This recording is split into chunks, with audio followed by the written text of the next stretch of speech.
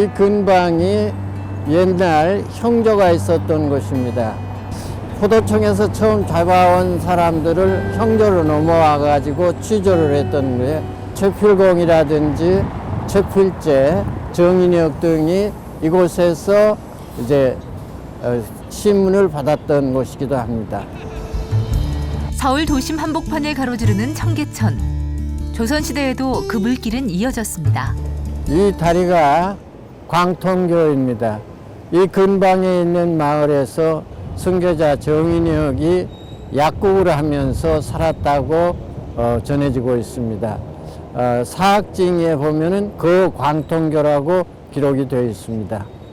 이 마을이 북창동인데 옛날에는 편자동이라고 했습니다. 편자라고 하는 것은 망건 끈을 단단히 조여맬 때 말총으로 짠 것인데 이 마을에 그것을 만들어 파는 가게가 많아서 편자동이라는 이름이 생겼습니다. 그리고 최필공 토마스 순교자가 이 마을에 살았고 약국은 저 지금 대우 빌딩이 있는 동자동 근처에 가서 했었다고 합니다. 제 뒤로 보이는 탑이 서소문 순교자 현양탑입니다. 지금은 저렇게 웅장하게 탑이 서 있습니다만은 옛날은 그야말로 처참한 처형지였습니다. 1801년, 1839년 기해박해, 1866년 병인박해를 통해서 전국에서 가장 많은 순교자들이 이곳에서 순교를 하였습니다. 그 중에 1801년에 이곳에서 최필공 토마스, 최필제 베드로, 정인혁 다데오, 최창현 요한 등이 모두 이곳에서 순교하였습니다. 최필공은 편자동, 지금의 북창동에서 살았었고 정인혁은 광통교에서 살았는데 아주 신앙생활을 독실하게 하다가 1791년 때 같이 체포되어서 모두 다 그때 석방되었고 그 후에 1801년에 다시 체포되어 서소문에서 참수 순교하였습니다. 영상 잘 보셨어요? 네. 저는 오늘 이 영상을 보면서 그 수표교만 우리 한국천주교의 설립 그 당시와 관계 있는 이벽 성조의 집이었다는 것만 알았는데 광통교도 우리 신앙선조들과 관계가 있네요. 이 강의 끝나고 나서 이 녹화 끝나고 나서 한번 이 광통교를 순례를 해봐야겠다 그런 생각을 했습니다. 네. 오늘 그 여러분들이 보신 그 영상을 통해서 보신 순교자님들은 그 최필공 토마스 순교자님이신데 이분은 좀 우리가 좀 이렇게 좀 특이하신 분이에요. 이 세 분들은 다 이제 약업을 하신 분들인데 그 한양 출신이시면서 집안이 이제 약업을 해서 대대로 이제 관직에 나가셨는데 이분 때에는 관직에 나가지 못하셔가지고 굉장히 가난하게 사셨어요. 그래서 46세가 되도록 너무도 가난해서 결혼도 못하셨습니다. 그렇지만 성품은 굉장히 강직하시고 언행이 바르셔가지고 그 열정을 지니시는 그런 분이셨는데 1790년도에 천주에 입교를 하시면서 아주 불같은 믿음으로 아주 천주교에 매진하신 분입니다. 그래서 감탄하시면서 천주교 이 좋은 가르침을 나 혼자만 믿을 것이 아니라 많은 사람에게 전해야 되겠다. 이러시면서 가슴속에 그 예언자처럼 주님을 말씀을 전하시면 열정이 아주 끌어올라 가지고선요 한 길가에 서가지고 사람이 많이 다니는 길가에 서서 천주교를 선교하신 분이 요새 말하면 가두 선교를 하신 분인 거지요. 지금 시대에도 가두 선교하기가 쉽지가 않잖아요. 근데 그게 박해 시대 때 가두 선교했던 이것만 봐도 이분이 그 열정이 얼마나 뛰어나셨는지 무엇보다도 당신이 만나신 하느님을 전하고 싶은 그런 믿음이 얼마나 뛰어나셨는지 알 수가 있는 분이 바로 이 그 최필공 토마스 어른이신데요. 이분 이렇게 말씀하셨어요. 사람이 많은 한가에 서가지고 여러분 하늘과 땅의 대왕이신 천주님을 꼭 믿으십시오. 인생의 참 행복은 하늘과 땅의 대왕이신 천주님을 모시는 데 있습니다. 그래서 열심히 빛을 전하신 거지요. 그러다가 1791년에 신해 박해가 일어났습니다. 그러니까 이분은 뭐 제일 먼저 체포되시지요. 그런데 형조에서도 아까 형조 보셨잖아요. 지금 그 경복궁 앞에 있는 그 거리가 6조 거리인데 형조에 얼른 금방 체포되셨죠. 체포되셔가지고선 형조에서도 당당하게 천주교를 전하시니까 이 소식이 그 당시 임금님이 정조대왕이셨습니다. 정조대왕에게 보고가 된 거예요. 이분의 이걸 쭉 들으시더니 이분의 인품을 김장을 하시면서 그런 사람은 조선에 우리 아주 훌륭한 백성이니까 그런 사람을 잘 회유해서 우리 유교로 돌아오도록 그 사람을 회유를 시키고 특별히 보호해 주어라. 이런 특명을 내리셨어요. 정조대왕께서. 어떠셨냐면 이분한테 아까 이분은 벼슬을 못 하셨다고 그랬잖아요. 심약이라는 벼슬이 있는데 그 벼슬은 어떤 벼슬이냐면은 조정 특히 왕실에서 사용되는 약재를 검사하는 직책이에요. 평안도 지방의 심약관으로 이분을 그런 관직을 내려주시면서 그뿐이 아니라 아까 이분 결혼 못 하셨잖아요. 결혼까지 시켜주신 거예요. 우리 순교자님 중에서 나라에서 벼슬도 내려주고 직접 임금님의 특명을 내려서 결혼까지 시켜주신 분이 바로 이분밖에 없습니다. 이분이 이제 치필공 토마스 어른이신데요. 이분이 가난하신 분인데 갑자기 벼슬도 받게 되었죠. 결혼도 하게 되었죠. 내가 47세 되는 그 나이셨는데 그래서 평안도에 가서 심야에 이제 그 관직에 이제 봉직을 하시면서 세상의 부귀영화를 맛보신 거지요. 그렇게 3년을 잘 행복하게 사시다가 마음이 편치가 않은 거예요. 세상의 부귀영화를 맛보았지만은 이건 아닌데 이렇게 사는 것이 내가 교회를 등지면서까지 사는 것이 하늘과 땅의 대왕인 천주님을 섬기는 법이 아닌데 내가 그렇게 천주교를 선교를 전교까지 했던 사람이 이거는 아닌데 그렇게 고뇌를 하시다가 이분이 3년간 그 봉직을 하시던 그 심약 자리를 내놓으시고 서울로 한양으로 올라오셨습니다. 귀향하셔가지고선요. 그 대단한 결단이지요.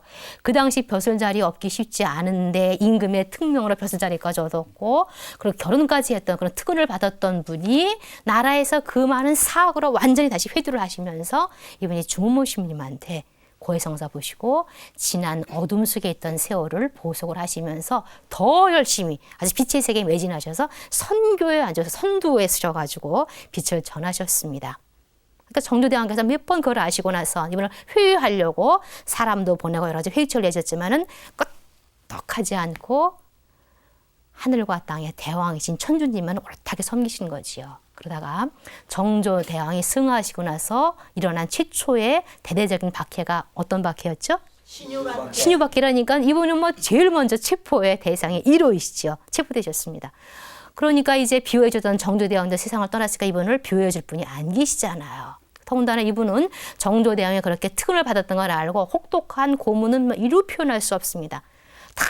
당당하게 천주님을 증언하시는데 이제는 지상의 임금이 이분을 비호해 주는 것이 아니라 만군의 대왕이신 천주님께서 이분을 비호해 주시니까 뭐 두려워할 바가 없었던 거죠. 얼마나 고문을 받으셨냐면요. 의식을 잃을 정도까지. 그래서 나중에는 이제 이분이 참수 언도를 받으셨어요. 그래서 서소문에서 참수 순교를 하시게 됐는데 형장으로 가실 때도 의식이 없으셨어요. 그러다가 당신이 형장으로 가신다는 걸 아시고 나서는 기쁨이 용역하셔서 희색에 만연하였다고 이렇게 이분의 신문 기록에 나옵니다. 희색 의식을 실성하였는데 희색이 만연하여져서 형장에 도착하여서 칼날을 기쁘게 받고 났는데 휴강이가 칼질을 해가지고 첫 칼날에 목에 피가 흐르는 것이 손에 떨어진 거예요.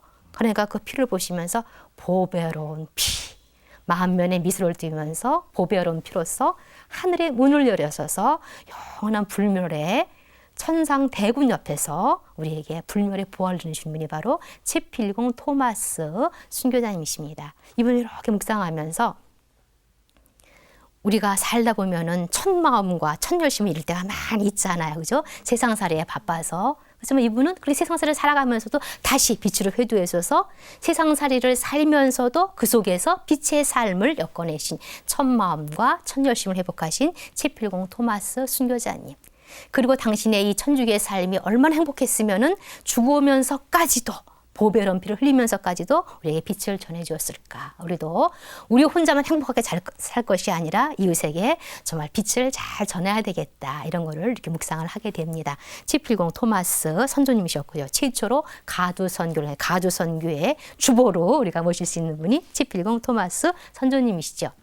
다음 분은 이제 어떤 분이 계시냐면 이분은 이제 사촌이세요. 채필제 베드로 순교자님 해보실까요? 채필제 베드로 순교자님. 네, 이분은 그 채필공 어른하고 이제 같이 그 입교를 하신 분인데 이분은 입교하시기 전에 이제 이분 역시 이제 약업에 종사하셨던 분이에요. 약방을 하셨는데 이분 약방은 늘 문전성시를 이루는 거예요. 왜냐하면 굉장히 좋은 약재를 굉장히 싼 값으로 파는 거예요. 그러니까 사람들이 예나 지금이나 장사하는 분들은 많은 이문 남기는 게 큰 적이잖아요. 근데 이분은 그런 걸 마다하고 사람들에게 좋은 약재를 보급을 해서 사람들이 정말 건강하게 살 수 있도록 이렇게 해주시는 분이 바로 채필제 베드로 이분이셨습니다. 1791년 시내박해가 났을 때 아까 사촌 채필공 어른은 당당하게 신앙을 증거를 하시다가 이 채필제 어른은 심약하셔가지고 거짓으로 자백서를 썼어요. 그리고 형님 자백서까지 썼을 정도로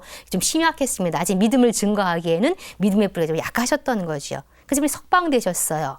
그러시고 나서서 많이 생활을 하시니까 주문 모시면 입구를 하시고 나서 당신이 보니까 내가 이렇게 할 게 아니로구나. 빛의 삶을 내가 베드로라는 이름으로 세례를 받았는데 빛의 삶을 정말 잘 살아야 되겠다. 그러면서 당신의 약방에서 약만 싸게 파는 것이 아니라 이제 천상의 보화를 아주 거저 사람들에게 전해진 거죠. 불멸의 보약을 전해준 것입니다. 그래서 이분의 약방은 지상과 천상이 소통되는 그런 약방이었던 거죠. 요새 현대인들의 화두는 한동안 우리나라는 웰빙이었잖아요. 근데 요새의 화두는 힐링으로 갔잖아요. 근데 이분의 약방이야말로 웰빙, 건강과 그다음에 천상의 힐링, 치유가 영혼의 치유가 함께 이루어지는 그런 천상과 지상이 소통되는 그런 아름다운 약방이라고 우리가 생각이 되어집니다. 이분이 믿음 세례를 잘 풀어내시면서 이제 드러내놓고 당신 약방에서 교리도 전하시고 천주교를 가르치신만 아니라 밤이 되면은 사람들이 삼삼오오 모여서 기도를 하시는 거예요. 근데 그 당시에는 나라에서 노름이 굉장히 심한 노름 단속이 심했거든요. 그래서 노름 단속을 하는데 밤중에 한번 해보니까 낮에는 사람들이 드나드는 게 당연한데 밤에까지 되니까 이상해서 혹시 노름을 하는 게 아닌가 그래서 관원들이 집에 습격을 했어요. 보니까 노름하는 건 아닌데 몸에서 이상한 하나 나왔어요. 책이 나왔는데 이 그 포졸들이 글을 몰라가지고 이게 뭔지를 몰랐어요. 그래서 관원한테 갖다 줘 보니까 그게 뭐였냐면은 나라에서 그 많은 천주교에 관계되는 거였어요. 이게 축일표였어요. 전례력이었어요. 이 당시가 1800년대인데 그러니까 우리 초기 신앙 선조들도 그냥 무작정 믿음 생활하는 것이 아니라 전례에 맞춰가지고 믿음 생활을 자랑을 알 수가 있죠. 그러니까 최초로 발견된 축일표라고 볼 수 있습니다. 그래서 이분들이 당연히 체포되었지요. 이제 당당하게 이제 신앙을 증거하시고 그랬는데 이분 체포되신 것이 바로 아까 형조 보셨잖아요. 그 형조에서 이제 감옥에 계시다가 아버지가 이 소식을 듣고 너무 충격을 받으신 거예요. 당신 아들이 그렇게 사람들로부터 그 인심 좋다고 후덕하다고 소문이 났는데 천주 학쟁이라 해서 잡혀갔더니 너무 충격을 받으셔서 그 충격으로 해서 부친께서 세상을 떠나셨습니다. 그러니까 이분이 감옥에서 형조에서 그 소리를 들으시고 관원한테 내가 아버지 장례를 치르게 좀 해달라고 얘기를 했어요. 그러니까 이 관원들도 이분이 워낙 후덕한 사람인 걸 알으니까 슬쩍 갔다 오라고 얘기를 해주면서 이렇게 넌지시 이렇게 얘기하는 거예요. 자네 돌아오지 말고 슬쩍 그냥 도망가라고 이렇게 귀띔을 해줬어요. 그러고 났는데 이분이 장례를 치르고 나서 어떻게 하시는 거예요? 눈치도 없이 당당하게 돌아오니까 관원이 어이가 없어가지고 책망을 했어요. 그런데 이렇게 말씀하시는 거예요. 내가 지난번에 마귀의 유혹에 빠져가지고 배교한 것이 참 안타까웠다. 근데 내가 만약에 이번 기회를 삼아가지고 도망간다면 또다시 마귀 유혹에 빠지게 되는 것이니까 나는 마귀한테 원수를 갚고 싶었다. 그리고 지난 잘못을 보속하려면 순교의 일밖에 없다. 나는 천주를 위해서 치명해서 내 잘못을 보속하고 천주를 위해서 치명하는 것이 나의 소원이라고 그래서 당당하게 순교 월견을 받으신 분이 서소문에서 순교하신 어른이 바로 채필제 베드로 순교자님이십니다. 지상과 천상의 약방을 소통하신 그런 분이지요. 이분이 순교하실 때 나이가 31세였어요. 참 장난 아닙니까? 그죠? 지상에서 신바람 나는 빛의 삶을 살으시고 미래까지 우리에게 열어줘 미래까지 봉헌하시면서 순교로 하늘나라를 열으신 채필제 베드로 순교자님이십니다. 그다음에 이분한테 교리를 배우신 분이 누구시냐면은 정인혁 타데오라는 분이세요. 이분 아까 광통교 보셨잖아요. 거기에서 이제 그 살으셨다고 그러시는데 여기 가신 분들 믿음사리를 잘 풀어내셨어요. 믿음사리를 풀어내시면서 이분은 특히 그 당신만 그 믿음사리를 풀어내시는 것이 아니라 찾아온 약방 손님들에게 역시 그 교리를 설명해주고 빛으로 인도해주고 그러면서 지상과 천상의 약방을 여기 소통을 하시면서 당신만 믿음만 풀어내신 것이 아니라 우리나라 최초의 선교단체가 이름이 뭐였죠? 명도회였잖아요. 회장님 기억나십니까? 네, 정약종 순교자님이셨잖아요. 이 명도회 회원이 되셨어요. 이 사실만 보아도 명도회는 아무나 회원 되는 게 아니거든요. 먼저 주무시한테 신청을 하시면 주무시이 보셨다가 아 정말 믿음사리가 모범이 되는구나 이런 분들이 명도회 회원이 되시는데 이분들이 회원이 되시면은 가입을 하시고 나서는 그냥 함께 신부님 허락하신 뒤에 같이 모여서 기도하시는 거예요.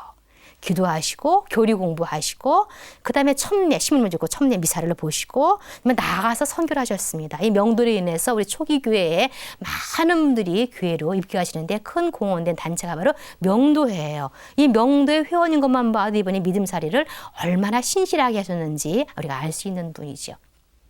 이분이 역시 체포되셨습니다. 당당하게 신앙을 이제 증거를 하셨지요. 증거를 하시고 나서 이분의 사형 결의안은 이렇게 되어 있습니다.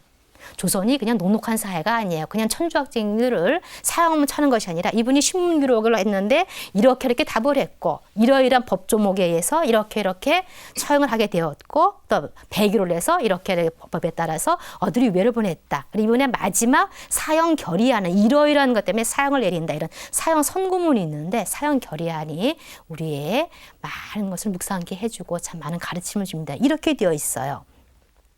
정인혁은 천주신앙에 깊게 빠졌다. 정인혁은 사학에 깊게 빠졌다. 매월 7일마다 동료들과 함께 주모 신부 이제 표현을 굉장히 비열을 되었는데 우리는 주모 신부 거기에는 작자라고 굉장히 비열을 썼습니다. 주모라는 작자를 데려다가 함께 모여서 이상한 짓을 하였다. 그런데 그들이 어떻게 했냐면은 사람들을 나쁜 일로 인도하였고 온 세상을 미혹시켜서 그 죄는 10,000번 죽어도 부족하다. 10,000번 죽어도 아깝지 않다. 이렇게 천주신앙에 깊게 빠졌다. 이게 사형 결의안입니다. 이 사형 결의안만 보아도 천주신앙에 얼마나 깊게 빠졌으면 그리고 미사를 드린 모습을 우리가 알 수 있죠. 아까 명도 회원들은 함께 미사를 올린다는 말씀 드렸잖아요. 그리고 무엇보다도 얼마나 천주신앙에 깊게 빠졌으면 10,000번 죽여도 아깝지 않고 10,000번 죽어도 부족한 죄라고. 이분이 믿음을 엿보시는 것이 바로 정인혁 타데오 순교자님이 이제 서소문에서 순교를 하신 거죠. 그래서 이분들의 삶이 이렇게 묵상을 하면서 정말 요새 많은 우리가 홍수시대에 살고 있잖아요. 그죠? 홍수시대에 살고 있는데 정말 우리가 영혼의 보약으로서 보유할 것이 무엇인지 이걸 묵상하면서 또 하나는 이분들이 빛을 전하고 하느님을 만난 자리가 모르는 곳이 아니라 어디에서 만나셨어요? 바로 당신의 삶의 자리였잖아요. 당신의 생업하시는 자리였잖아요. 우리도 역시 삶의 터전에서 우리 삶에서 주님이 주신 삶의 자리에서 내 직장에서 내 가정에서 믿음살이를 잘 신실하게 풀어내고 그리고 이 빛을 이웃과 함께 나는 것이 참 소중하고 중요하겠다. 그런 생각을 이분을 통해서 하게 되고 또 그런 결심을 하게 됩니다. 함께 보실까요? 삶의 텃밭을 성실하게 일구겠습니다. 삶의 텃밭을 성실하게 일구겠습니다. 바로 삶의 자리가 하느님을 만나는 그런 자리인 것이지요.